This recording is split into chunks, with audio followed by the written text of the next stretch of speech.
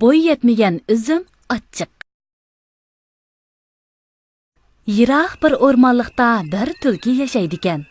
U dutta degani chaldigan bo'lsa, qani u tulka? Ha, mana. Mana shundaq mungluq chaldi.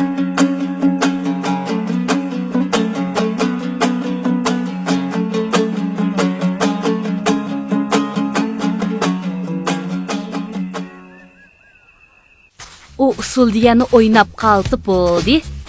U chiqirib etdi.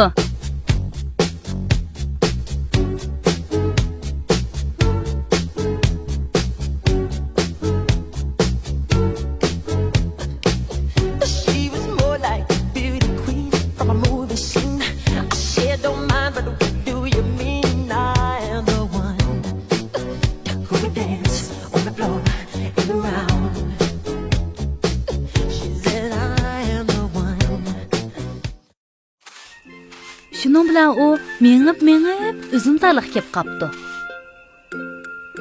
Va, nima degan chiroyli üzümlar bu? Mey bo'p pishib ketganini qaramamdigan.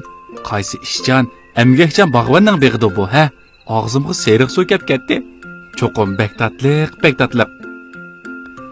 Orasidan bir sapaq üzüm elib, qo'saqni to'yg'izaychi.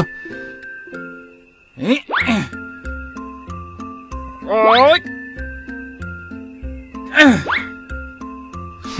Bunuğa bo'yim yetmedi. Bira amal topay. Tulki sakrab baqsimi, o'zimga faqat bo'yi yetmabdi. Shuning bilan tulki bir tayoq tepib ketdi. Hamda tushmaganini bir ko'ray. Voy, bu o'zim tushaymi demaydi-ku. Odamni qiynab tozimi bir?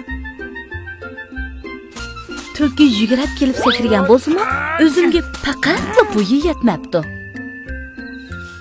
Qarabdi, ha? Hamda seni üzmay qo'ymayman. Bo'yim yetmaydi-ku. Ay! Ajab! Bu üzümni yanala olamadim-ku.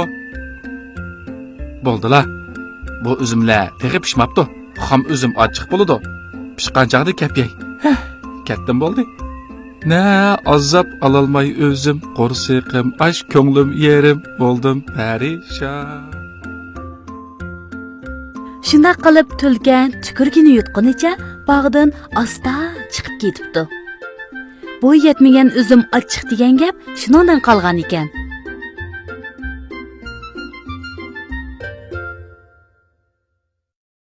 Karton darsi